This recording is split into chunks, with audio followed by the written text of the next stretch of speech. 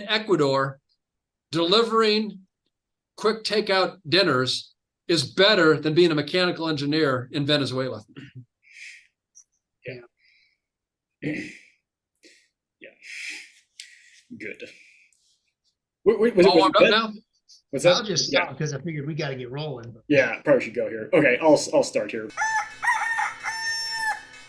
All right, welcome to episode 102 of Farm to Market. This is the show where participants only get 5 minutes to say their opinions, but the person at the most time at the end wins, but there are no prizes.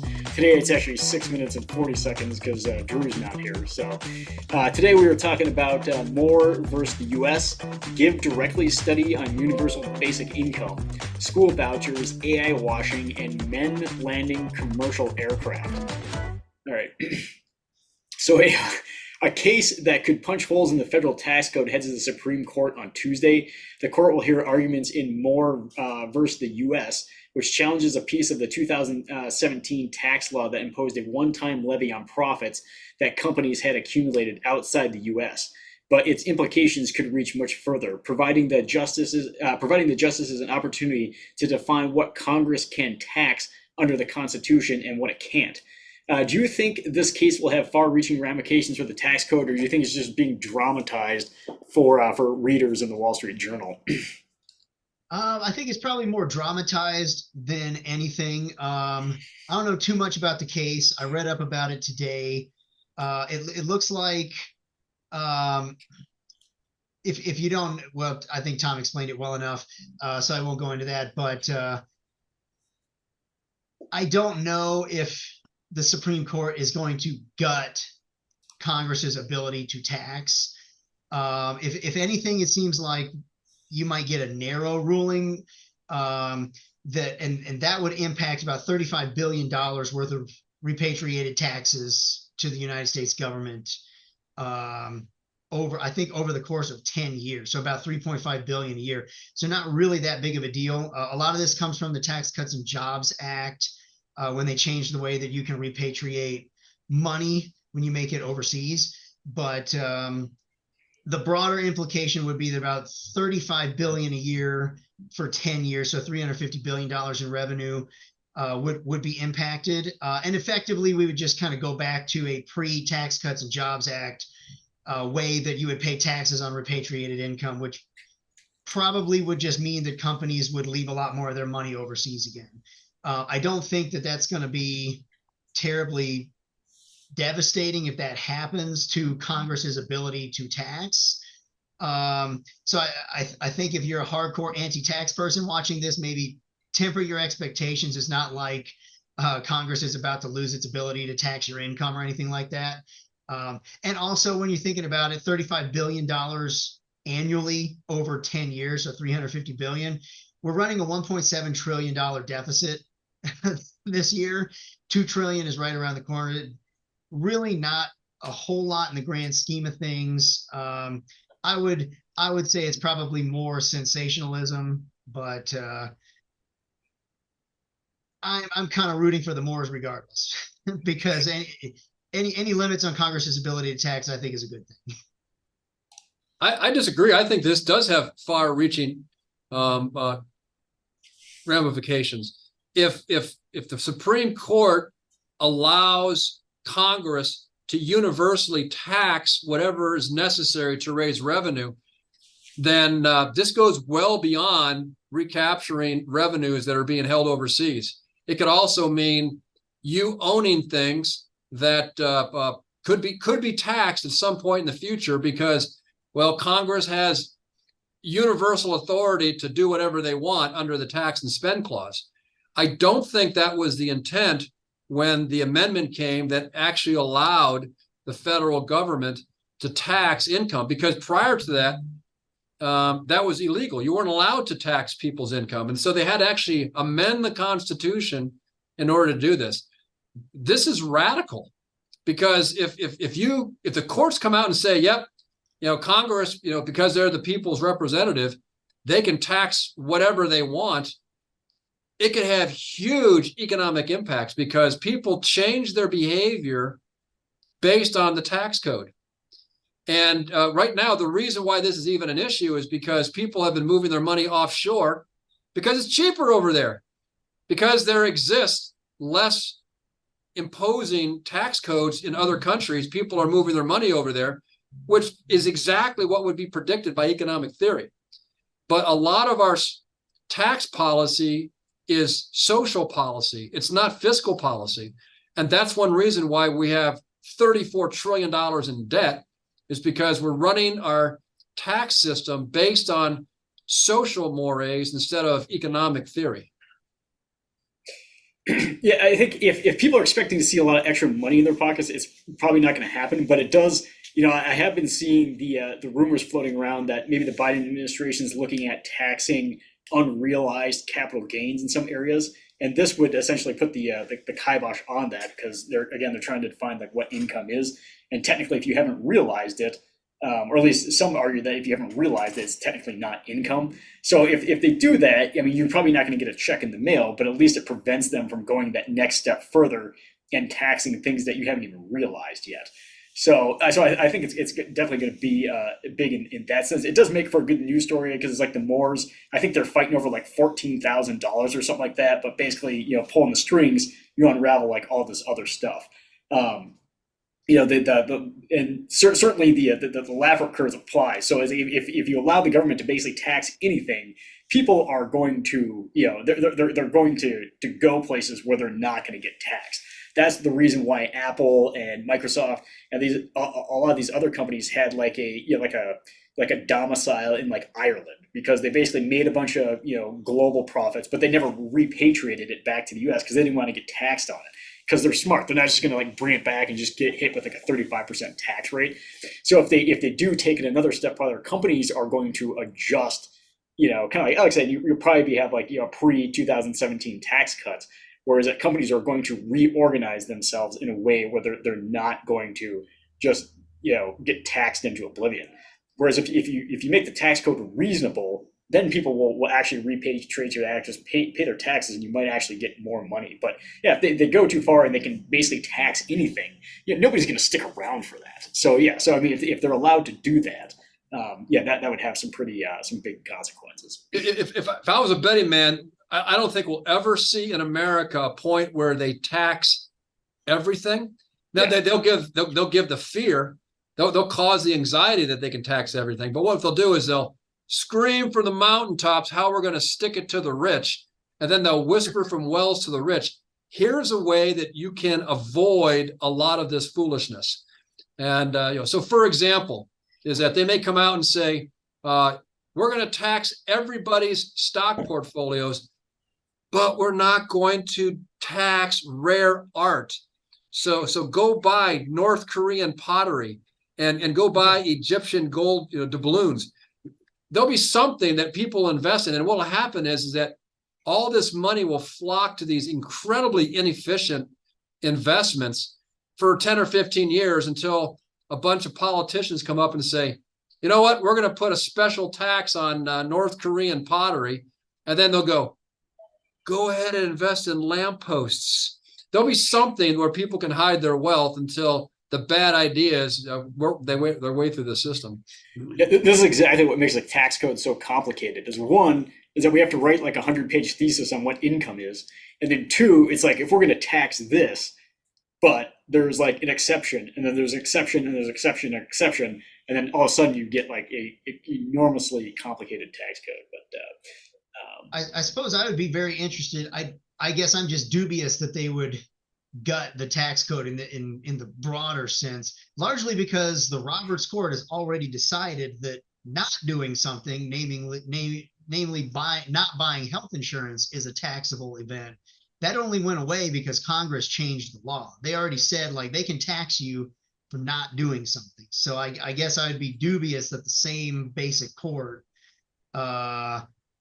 would totally gut Congress's ability to tax something else when they've already decided they can tax you for not doing something. But I guess I'm hoping that I'm very wrong on that, but I guess I'd have to wait and see what they do. So there's let's move on to the next one, because I think we're short on time. We're starting a clock on here. Oh, also, I would not trust me to do that. Like I already blew the clock out of the water. Like I completely forgot. So that's. So I can't win this week. Yeah, I basically sabotaged. When Drew's not here, like, no, the clock is not functional. So, all right. So there's a charity called the GiveDirectly, a charitable nonprofit that sends cash directly to low-income households, and has identified other such cases, like one where the answer was a little less favorable. So what they're trying to do is they've done a lot of studies on universal basic income, and in Kenya they basically did a study where they give Kenyans universal basic income over different periods of time. They give them like they gave them like $20 like every month for a short period of time. Then they gave them like an amount of money for, like every month for a long period of time. And then they did one scenario where they gave them like a lump sum of money, and then like a one-time lump sum of money, and then just to see which type of giving worked out the most. So it's an attempt to just see if we give everybody universal basic income for a long time or a short time, or if we just give them one check from the government, does any of this improve lifestyle? What they found in Kenya is that Kenyans who received the one-time lump sum did better than their peers, and now they make the case for they're basically what they're trying to say is that universal income in this instance worked, and that we should apply it to a more broader scale. And when we do, we should just give younger people like a big lump sum check and see where they go from there to kind of help them like seed money for their life essentially. Wait, does this change your opinion, or does it support your opinion on universal basic income? As far as how universal basic income works, I would question whether or not rural Kenya is a good analog to the United States. But beyond that, I think it largely jives with what we see people liking when it comes to like their tax refunds, for example. There's been a lot of studies done about whether or not people would like to see an extra $25, $30 a month or per paycheck, or if they'd rather see like an extra $800 a month, or excuse me, at the end of the year when they get their tax refund. The math works out. If you do $30 per 26 paychecks, it's about $800. And almost universally, everybody wants the $800 over $30 a month. Usually they find a way to spend that extra $30 if they get it per paycheck. But if they get the $800 lump sum, they can buy a new refrigerator to replace the one that's breaking, or pay off a credit card. So it seems like in general, people are able to be a lot more productive with a big lump sum of money rather than smaller chunks at a periodic interval, even though in theory it's the same amount of money. I think in large part, I would want to see more data on how good at saving rural Kenyans are, but Americans are pretty terrible at saving. I looked up the data for OECD countries. Out of 39, the United States ranks 5th worst out of 39 OECD countries for personal savings rates. And the 4 that are worse than us are Portugal, Latvia, Slovakia, and Greece. And they all have negative personal savings rates. So it really doesn't get much worse in terms of being able to save and be prudent with a little extra money a month than America. To me, it makes a lot of sense that people would much rather have a big lump sum, that they would be more responsible with a big lump sum, or be able to do more good for their budget. So I guess from that standpoint, yeah, I suppose I agree with the findings. I believe it is a false analogy as well, but not because the United States and Kenya are not analogous. It's because gift giving by this organization, it's GiveDirectly.com, is not analogous with universal basic income. With universal basic income, you have to actually get the government to put a gun to the head of citizens who are compelled by force to give up a portion of their wealth so that the government can distribute it to other people. There's only 5 ways to alleviate the anxieties caused by inequality. You can trade, you can give away gifts, you can use government determinism, such as a dictator or socialism or communism.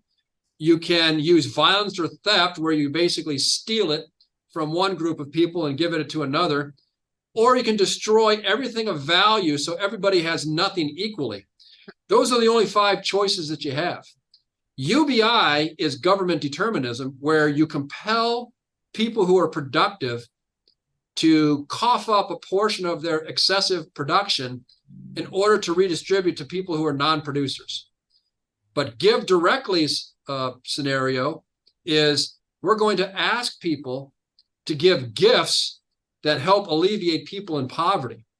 I'll argue that giving gifts is a moral as well as economically successful way of decreasing inequality, whereas universal basic income is an immoral and inefficient way of alleviating inequality.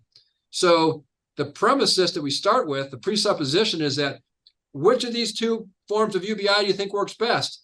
Giving people a little bit of money over time or giving one big lump sum at the end?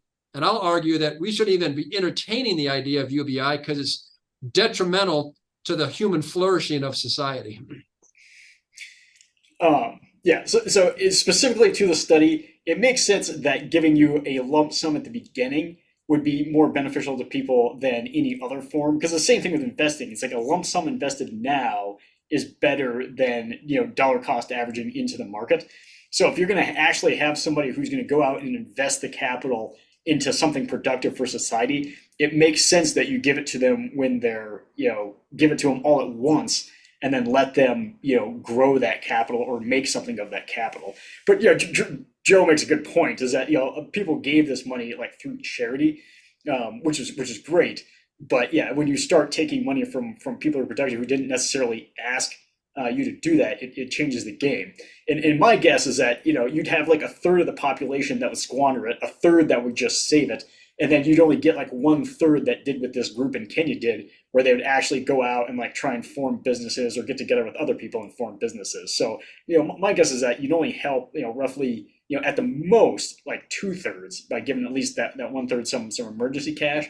But to actually like increase productivity in the economy, you only probably see like 1/3 of that actually get used. So if that I don't know if I'd consider that a good use of money or not. Okay, so since Arizona became the first state to allow any family to use public funding for private schools or homeschooling, students had already opted out of public schools have been among the biggest beneficiaries. Data from a few other states that have since enacted similar programs show the same trend. So these findings have been So I pulled this one out of the Wall Street Journal, and basically there was an article in there about school vouchers, and what they found is that Arizona has been fairly successful, but the criticism to it is that critics say that you're basically taking money away from public schools, making them increasingly worse. So if you have kids that have to go to public school, you can't make them better because their funding is going elsewhere. How do you feel about private school or public school vouchers? So to the first part, I would say that it shouldn't really be all that surprising that people are already paying twice for school are saving some money when they can start taking the money that they're sending to public schools and applying it to their private school tuition. So I guess from that standpoint, it really shouldn't be a surprise at all that those people are benefiting more than maybe a family sending their kids just to public school. But in general, I don't really have any problems with charter schools.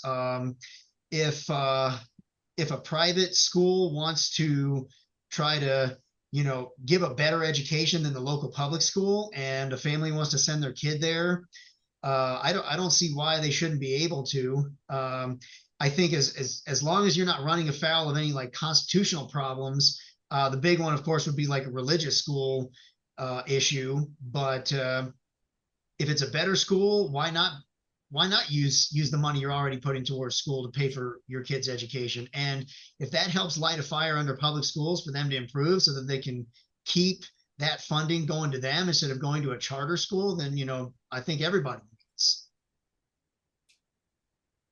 I think school vouchers, if we decide as a society that an educated population is a public good, then the wisest way to accomplish that is to give funds that are set aside for each individual child to be educated as their parents deem most appropriate.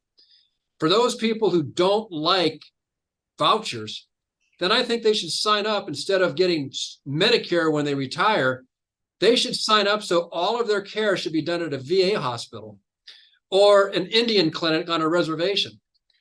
For those people who think that this is a really, really bad idea, I think they should stop enjoying subsidized Obamacare and just go to the same VA hospital and the Indian Affairs hospitals, because that's really what the analogy is that what subsidized Obamacare and Medicare do is that they give individual vouchers to patients so they can choose the best doctor for their particular need. And that's all that vouchers are doing. The problem is that for so long, the government education system has been able to deliver a poor quality good or service at extremely expensive prices. And given the opportunity in a free market for people to take those vouchers and go someplace else in a zero-sum game, those who don't deliver suffer, and those who do will increase in their worth. And for too long, many of these government schools, they're scared to death that they're not good enough to compete in a free market. Yeah. So like options. Number one, options are good. So I like any system that provides you options. You don't have to go to one place. So the one thing with like public schools is that you're like assigned to a public school, and then essentially you have like a captive audience. Like everybody who lives in this area has to go to this, this particular public school. And I like a system where it's competitive in nature, because just about any other organization in the U.S. as it currently is, you have to be good enough to at least please some clientele. So whether it's like a church, it's a coffee shop, like our business is that you have to continually be competing against like other coffee shops to get people to come there. And you can't just rest on your laurels or like hide behind like a unionization or something like that. So if you're basically having schools compete against each other, the ones that offer the best service are going to get the ones that get the most funding. So I'm for a system that works like that. Have either one of you had to renew your driver's license in the last couple of years? I did I actually just did it like 2 months ago. Yeah, I was gonna say, I think Was it a fun mine experience? coming up in a year or two. No, I mean it was fine. I was able to do it completely online. I didn't do the real ID. Because I couldn't get my birth certificate. But yeah, I mean it was easy, so it wasn't bad. I get where you're going with the point there, but because it was a lot easier just going to AAA, and they took care of it like that. I think I paid them $49 or something, which I didn't have to do if I went through the Department of Motor Vehicles, but it was so easy, it was worth the $49. Yeah, that's kind of the difference between going to a public school and going to the school of your choice. School of your choice is paying $49 with the money that you already pay taxes for to begin with. Yeah. In this analogy, the DMV actually did a pretty good job. Don't want to shoot your argument down, but it was actually probably the best experience I've had. Yeah, I would say Montana's DMV, not bad. Texas DMV, at least in the Houston area, was just basically you'd probably rather die than do that. So, just get used to not driving because it's a painful experience to do that. Here, I've never had too many issues. So we have 7 minutes left, so we'll kind of get through the next one fairly quickly. But the SEC chair, Gary Gensler, who's like the head regulator for the SEC, it was basically put out a warning against businesses AI washing and compared it to businesses like greenwashing. So like, hey, all of our products are green, like a logo company would be like, we're completely, environmentally friendly. It's like, well, of course you are. Like all your work's done on a computer. It's not actually tangible. So, and what he's worried about is that businesses are now going to be like labeling like everything they do. It's like, it's artificial intelligence.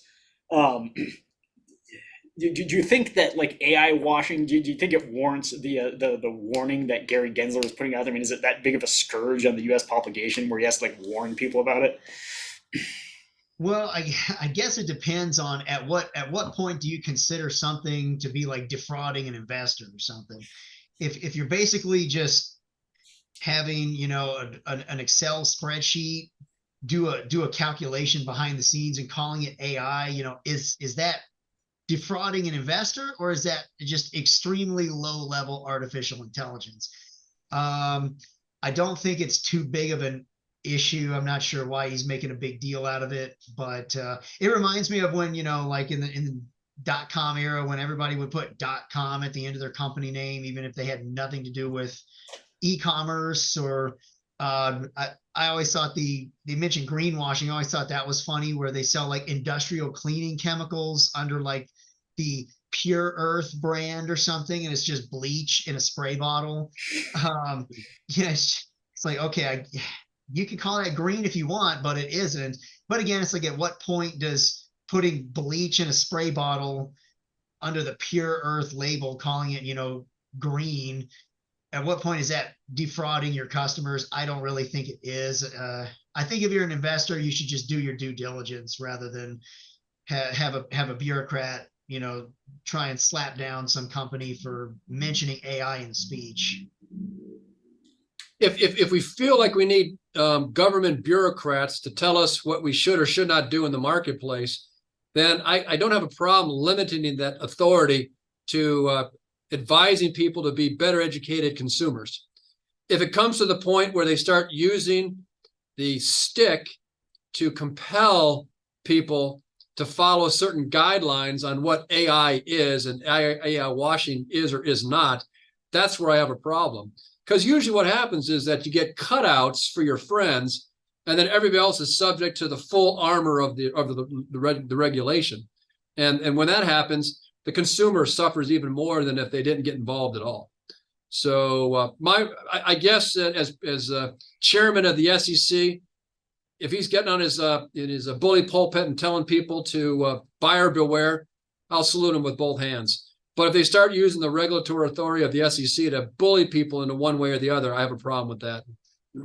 Yeah, I mean, it gives them one more thing to regulate, but I think people are smart. Like, you're right, like in March, like my inbox was flooded with AI mutual funds and ETFs, and it was just unbelievable. Like all the AI stuff I was getting, and it's no different. They basically took the same technology that they had and just threw AI in front of it. So I think the average consumer is smart enough to discern, if what's a gimmick and what is actually real. So, all right, we got to move on here. So the last one, and this is personally my favorite, is that apparently there was a survey. So a study published a survey on their website that said, 1/3 of adults think that they could safely land a commercial aircraft, and 50% of men said that they could absolutely land a commercial aircraft with assistance from air traffic control. Do you think you could land a commercial aircraft with assistance from air traffic control? I am 100% certain that I could get the aircraft to the ground. I think the chances are approaching zero that I could land it safely. I've done flight simulators before. I wouldn't put a whole lot of money in my distressed aircraft landing capabilities. Okay, I'm amongst you guys. I'm the exception. I 100% think I could absolutely land a commercial aircraft. I mean, Microsoft Flight Simulator. I mean, I've spent a little bit of time on that before, and it's pretty good. I mean, they get all the details, and yeah. So I mean, you get 1 or 2 hours on that, and if I have a guide talking, telling me, Mr. Shook, turn the knob so it says it's 180, and move this little lever up, I'm pretty sure I could land it. They even have Honda makes it's called the Honda Jet, and they actually make it so that if the pilot becomes incapacitated, the passenger can just reach on the ceiling and push a red button, and the plane will navigate itself to the nearest airport and land itself safely, while letting everybody around it know that it's an emergency aircraft. So I'm sure something like a 787, probably has a autopilot that's sophisticated enough to get it on the ground with somebody who doesn't quite know what they're doing. That would be my guess, but I don't want to find out. You guys are probably a little young, but about 30 some odd years ago, there was a Saturday Night Live skit with Phil Hartman where it shows all of these passengers in an aircraft and it's flying along, and the stewardess comes up and says, can you land an aircraft? What? This moves on to the next person. Do you think you can land an aircraft? So they finally come up to Phil Hartman. He goes, I can land an aircraft. Go, thank you. Would you please come forward? And he goes, I can land, I can fly every starship in the Queen's command, which means he's psycho, you know, so I think that people who think this generally are biting off more than they can chew. I don't know, man. The Microsoft Flight Simulator has made some pretty big jumps. They had that one guy who hijacked that plane from Seattle. I mean, he was mentally unstable, and it ended tragically. But the only way he knew how to do that was spending some time on Microsoft Flight Simulator, and like knew enough to get the plane into the air and maneuver it around. So, I mean, I don't know. But ultimately, I'm not relying on my skill from that. I'm just saying that the autopilot's probably pretty good, where they could probably be like, all right, push this button, and the plane will just take care of itself. That's would be my guess. So. All right, so that's it for episode 102 of Farm to Markets. We'll see you next week.